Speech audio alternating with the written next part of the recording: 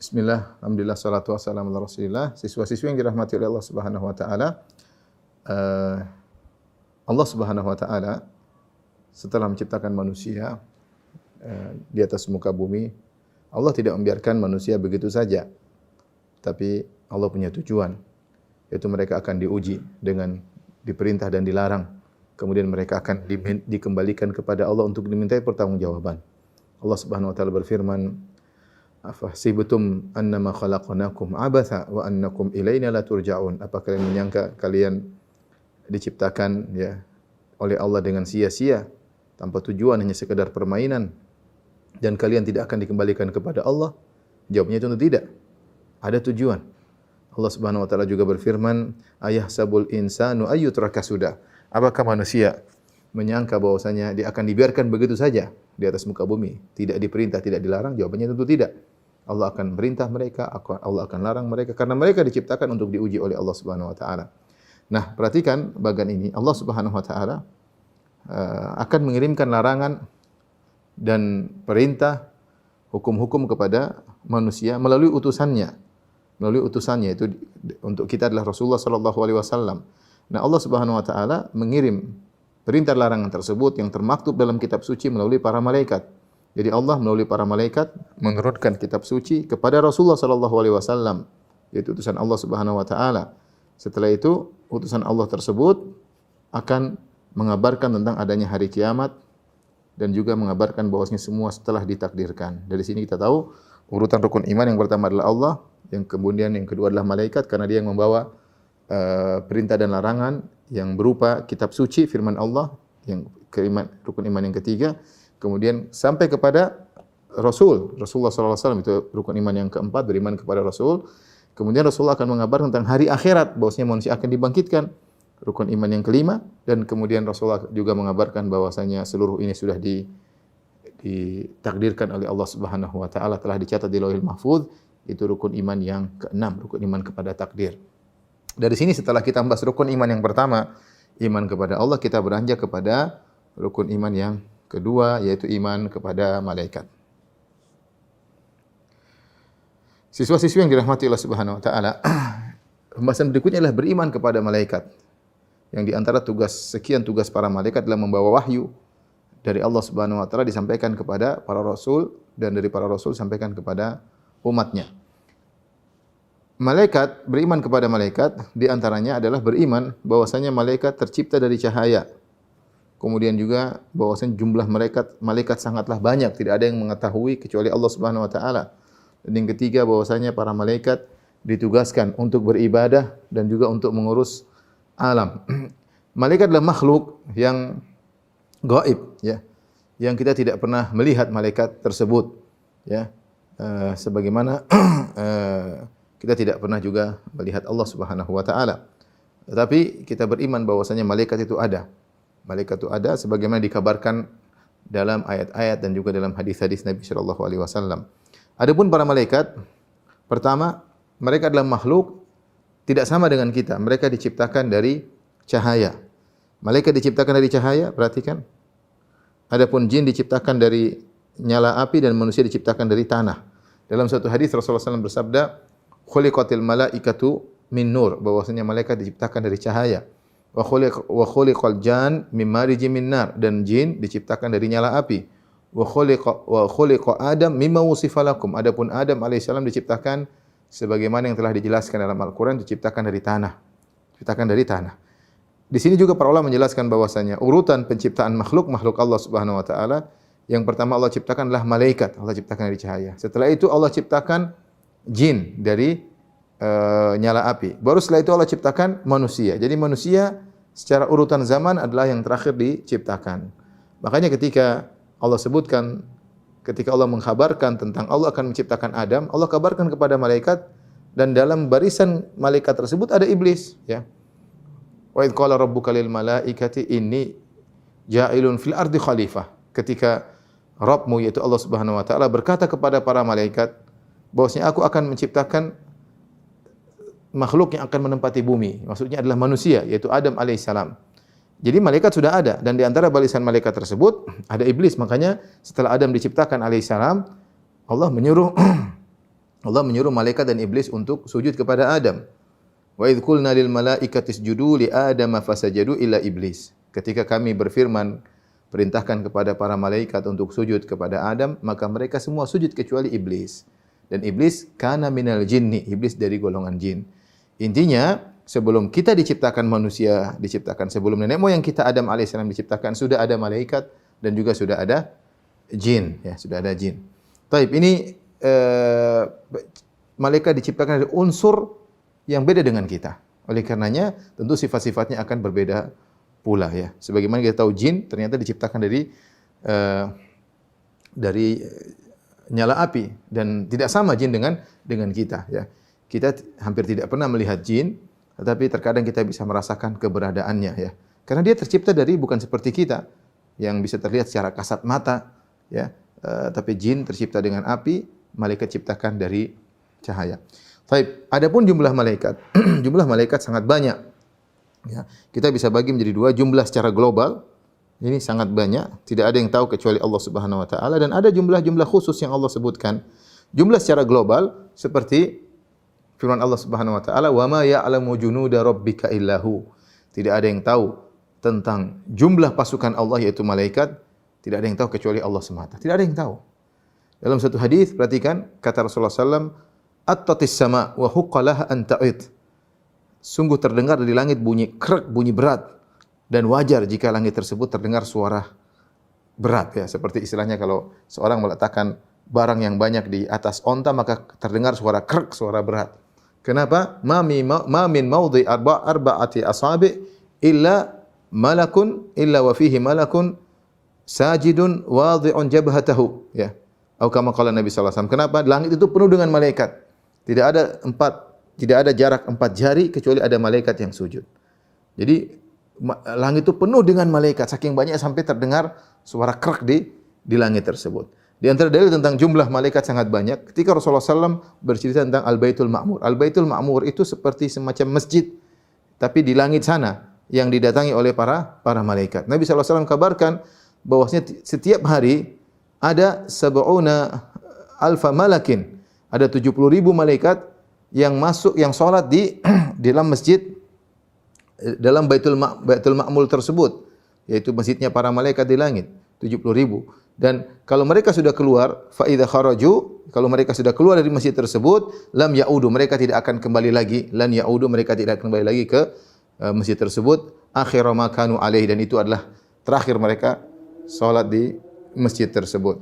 Dan dalam hadis disebutkan bahwasanya Rasulullah SAW diperlihatkan Al-Baitul Ma'mur. Al-Baitul Ma'mur adalah semacam masjid bagi para malaikat di langit sana. Kata Nabi SAW, yusalli fihi kulla yaumin sab'una alfa malakin. Setiap hari ada 70.000 malaikat yang salat di situ. Idza kharaju lam ya'udu ilaihi akhiru ma alaihim. Kalau mereka sudah keluar dari Baitul Ma'mur, maka mereka tidak akan kembali lagi. Bayangkan berapa jumlah malaikat. Setiap hari ada 70.000 malaikat baru yang sholat di situ. Sekarang jumlah hari sudah berapa? Entah sudah berapa ribu tahun, entah sudah berapa juta tahun. Setiap hari ada 70.000 malaikat baru yang sholat di situ. Ini menunjukkan bahwa jumlah malaikat sangatlah banyak. Kemudian, tapi yang tidak ada yang mengetahui jumlah mereka kecuali hanya Allah Subhanahu wa taala. Kemudian juga ada dalam hadis disebutkan jumlah-jumlah khusus seperti yang akan memikul arsy Allah pada hari kiamat kala 8 malaikat. Wa yahmilu arsya rabbika fawqahum yauma idzin tsamaniyah. Akan ada 8 malaikat yang memikul arsy Allah pada hari kiamat kala. Demikian juga di neraka ada 19 malaikat, ya, yang menjaga neraka, alaiha tis'ata asyar, ada 19 malaikat. Entah malaikatnya seperti apa, besarnya seperti apa, wallahu a'lam bishawab. Demikian juga Nabi SAW pernah menyebutkan tentang jumlah malaikat yang menghadirkan neraka, ya. Kata Nabi SAW, yu'ta bi jahannam yaumal qiyamah laha sab'una alfa zimamin, likulli zimamin sab'una alfa malakin yajurrunahu. Kata Nabi SAW, pada hari kiamat kelak neraka jahanam akan dihadirkan, dan neraka jahanam tersebut memiliki 70.000 tali, dan masing-masing tali ditarik oleh 70.000 malaikat. Jadi untuk menghadirkan neraka jahanam dihadirkan di hadapan orang-orang pendosa, orang kafir, maka ada 70.000 kali 70.000 malaikat yang menghadirkannya, ya. Berapa miliar ya, yang menunjukkan jumlah malaikat sangat banyak. Nah, adapun poin ketiga yang akan kita bahas tentang malaikat ditugaskan untuk beribadah dan mengurus alam. Ditugaskan untuk beribadah dan mengurus alam. Malaikat adalah makhluk Allah Subhanahu wa taala yang spesial di mana mereka tidak pernah membangkang. Mereka selalu taat kepada Allah Subhanahu wa taala. Mereka tidak diberi syahwat seperti manusia untuk memberontak, untuk melawan, ya. Malaikat, kata Allah Subhanahu wa taala, la ya'sunallaha ma amarahum. Mereka tidak membangkang kepada Allah apa yang Allah perintahkan kepada mereka. Wa yaf'aluna ma yu'marun, dan mereka menjalankan semua yang diperintahkan. Apa yang Allah perintahkan mereka jalankan, tidak ada pembangkangan sama sekali. Beda dengan manusia dan jin adalah dua makhluk Allah yang diberi syahwat, yang terkadang taat dan terkadang berdosa. Adapun malaikat tidak mungkin berdosa karena mereka tidak pernah membangkang. Ya, makanya manusia dan jin dibebani dengan perintah, ya, dilarang dan diperintah, dan kemudian ada pertanggungjawabannya pada hari kiamat kelak. Inilah 3 poin tentang beriman kepada malaikat, bahwasanya malaikat ciptakan dari cahaya, kemudian tidak ada jumlah mereka kecuali Allah Subhanahu wa taala, kemudian mereka ditugaskan untuk beribadah dan mengurusi alam. Kita lanjut pada pembahasan tentang tugas-tugas atau sifat-sifat para malaikat. Kita lanjut tentang sifat-sifat para malaikat. Para malaikat memiliki sifat-sifat, kalau kita bagi menjadi 2, ada sifat-sifat fisik dan juga ada sifat-sifat perangai. Adapun sifat-sifat fisik, perhatikan, ya, sifat-sifat fisik sudah kita jelaskan. Pertama, tercipta dari cahaya, ya, malaikat tercipta dari cahaya. Kedua, malaikat memiliki bentuk, ya, seperti memiliki tangan. Dalam Al-Qur'an, wal malaikatu basitu aydihim, malaikat membentangkan tangan mereka. Kemudian malaikat juga memiliki sayap. Dalam surat Fatir kata Allah Subhanahu wa taala, ja'ilal malaikati rusulan uli ajnihatin masna wa thulatsa wa ruba' yazidu fil khalqi ma yasha. Allah menjadikan para malaikat memiliki sayap-sayap, ada yang 2, ada yang 3, ada yang 4, dan Allah tambah ada malaikat yang sayapnya lebih daripada itu, seperti malaikat Jibril alaihissalam yang sayapnya adalah situ mi'at janah, ada 600 sayap. Malaikat Jibril punya 600 sayap. Kalau dia buka satu sayapnya akan menutupi cakrawala. Betapa besar, betapa hebatnya malaikat Jibril. Kemudian dalam Al-Qur'an juga malaikat memiliki jantung.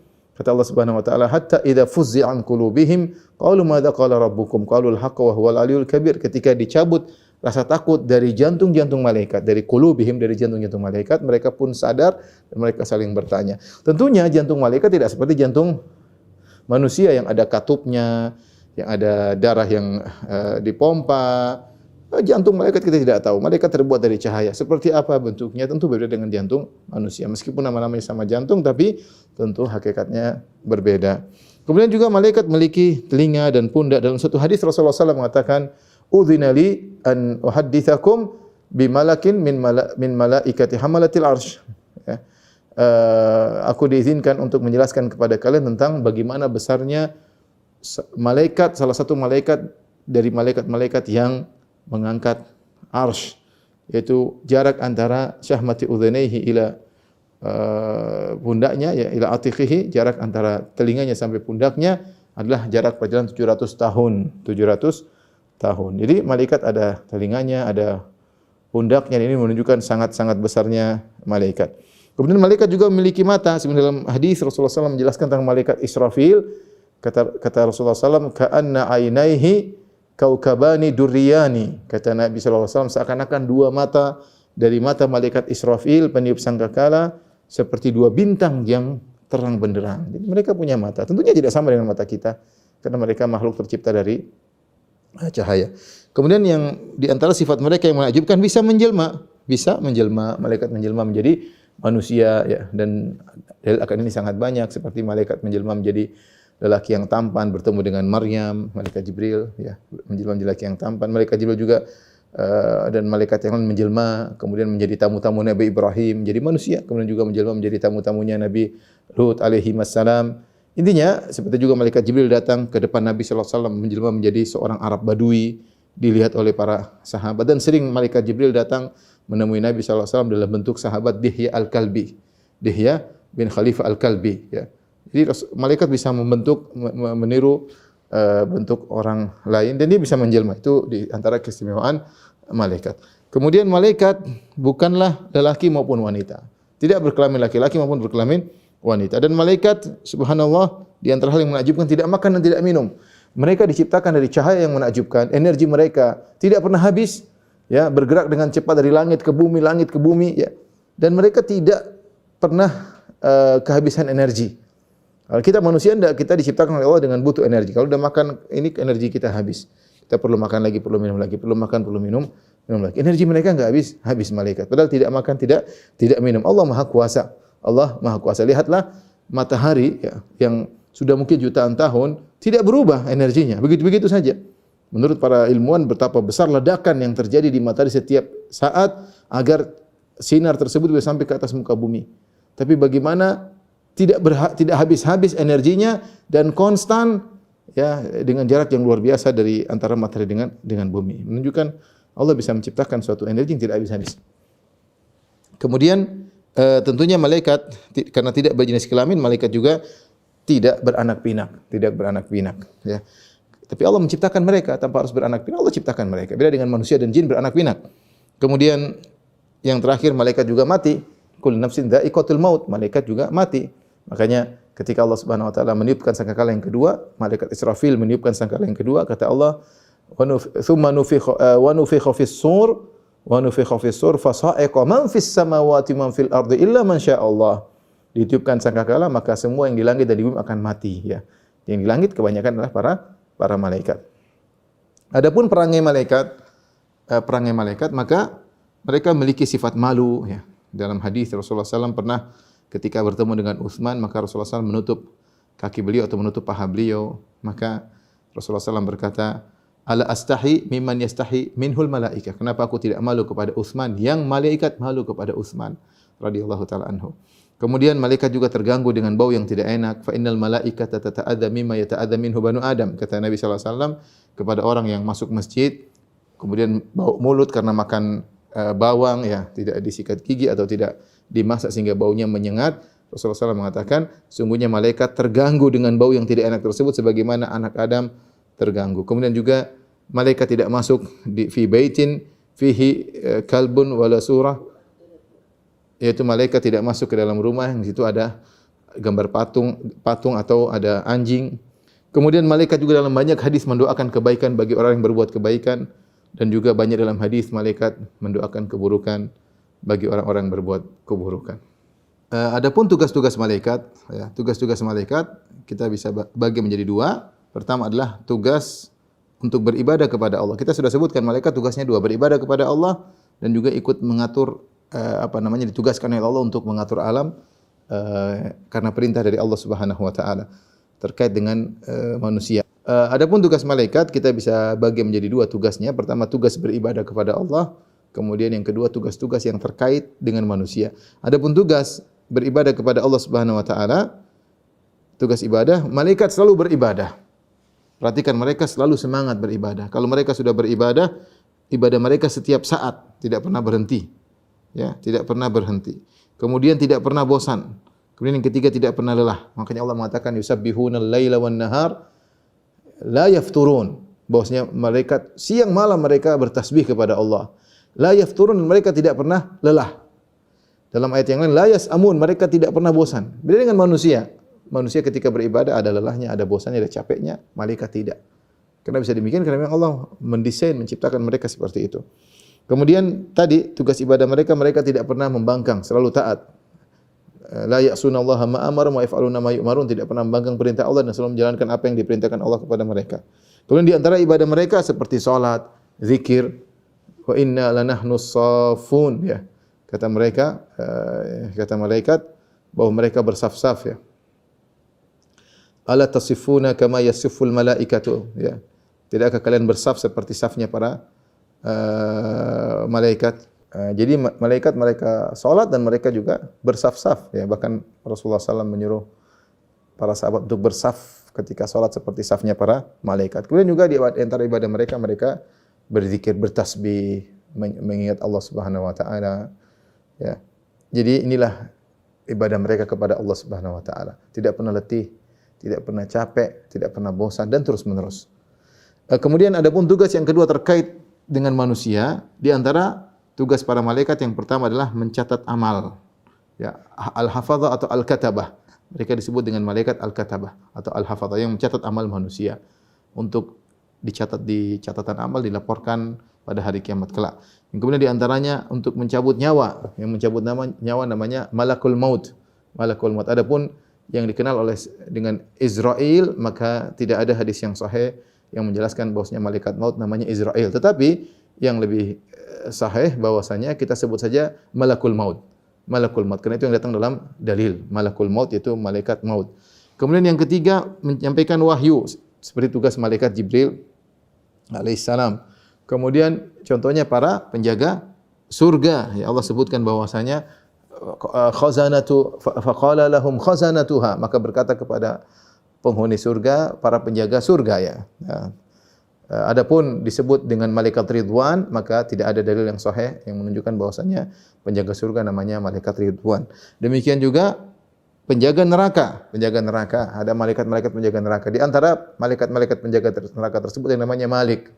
Wa nadau ya Malik, maka penghuni neraka berkata wahai Malik, maksudnya adalah malaikat penjaga neraka.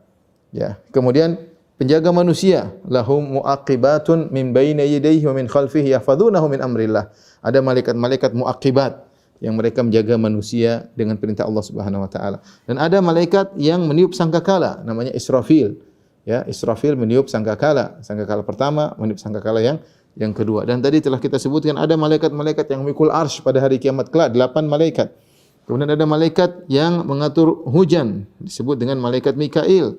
Dan ada malaikat yang mencatat takdir ketika seorang masih dijanin dalam perut ibunya, sebagaimana dalam hadis Ibnu Mas'ud radhiyallahu taala anhu. Inilah siswa-siswa yang dirahmati Allah Subhanahu wa taala. Sungguhnya di sana ada makhluk tersendiri yang disebut dengan malaikat yang mereka memiliki tugas mencatat amal kita, sehingga kita harus waspada, mencatat apa yang kita lihat, apa yang kita dengar, apa yang kita bicarakan, dicatat oleh malaikat, menyaksikan apa yang kita lakukan. Maka seorang waspada kepada hal tersebut. Demikian juga ada malaikat yang akan bertanya di alam barzakh, ya, yaitu malaikat Munkar dan Nakir. Maka kita harus bersiap untuk menjawab pertanyaan malaikat Munkar dan Nakir tersebut. Karena kalau kita bisa jawab, kita akan selamat. Kalau kita tidak bisa jawab, maka kita akan binasa. Tentunya untuk bisa menjawab pertanyaan malaikat Munkar dan Nakir di alam barzakh, kita harus beriman dan beramal saleh. Demikian, wabillahi taufik. Assalamualaikum warahmatullahi wabarakatuh.